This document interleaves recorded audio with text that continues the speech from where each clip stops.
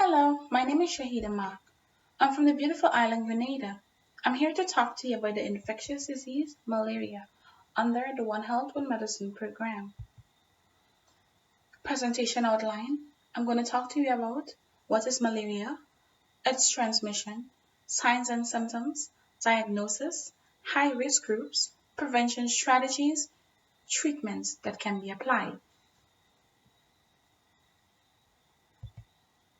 What is malaria?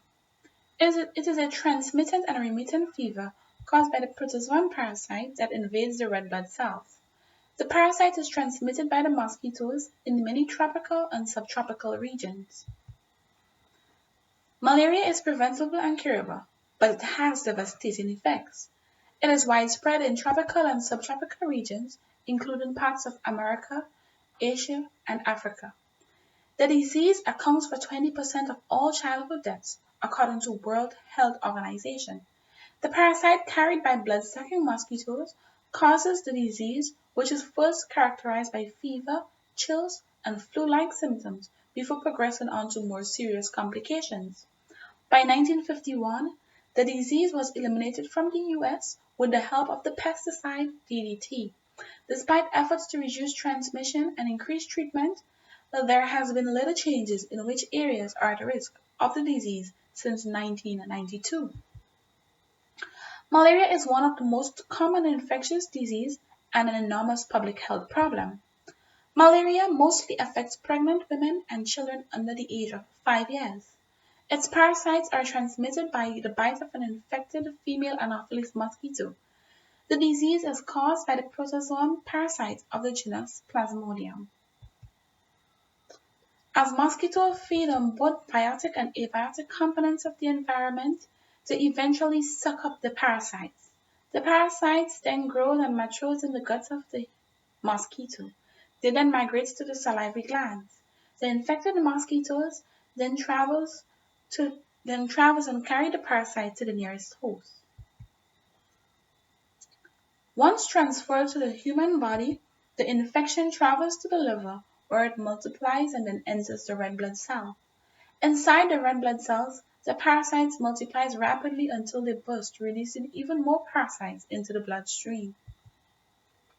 The complete cycle of transmission. In this diagram, one can see the individual stages of the development of malaria, from the mosquito stage to the human liver stage, and finally to the human blood stage. The signs and symptoms. The incubation period is 9 to 14 days after infection.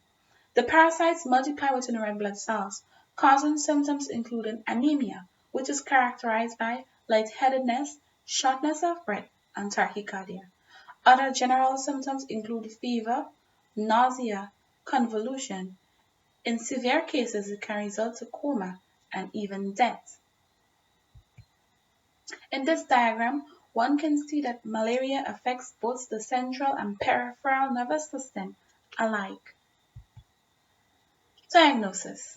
Diagnosing malaria is done with rapid dipstick tests, serological tests, QBC techniques, and microscopic diagnosis using stained thin and thick peripheral blood smears can be used. The high-risk groups.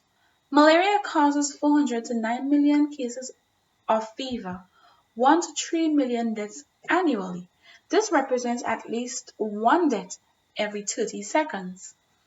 For all malaria-affected areas, mosquito protection is recommended, especially in countries in sub-Saharan Africa and South America. The same goes for the few Southeast Asian countries that are at high risk of malaria. The other countries in Asia and Latin America are generally considered areas with limited risk of malaria. Prevention strategies. Be aware of the risk. Prevent being bitten. Use anti-malarial drugs. Be diagnosed quickly without delay if you think you've been bitten by a mosquito. Treatments that can be applied. The most effective treatment for malaria is artemisinin-based combination therapy. It is the best anti-malarial drugs available now. ACTS has low toxicity, few side effects, and acts rapidly against the parasite. Long-lasting insecticide bed nets are another important means of controlling malaria. Most drugs used in treatment are active against the parasite forms in the blood and includes chloroquine, quinine, and doxycycline. Now, in conclusion, we would have learned that malaria is an infectious disease that can cause many mild or life-threatening illnesses. It is transmitted by the bite of infected female Anopheles mosquitoes. The signs and symptoms experienced are similar to that of many other illnesses. To be sure of malaria infection, one should quickly seek medical attention. If infected, artemisinin-based combination therapy is one of the most effective treatments that can be applied. But let us remember that an ounce of prevention is better than a pound of cure. So let's protect ourselves by using insect repellents and wearing long clothing. Attached are a few references in which I have obtained the valuable information presented. Thank you.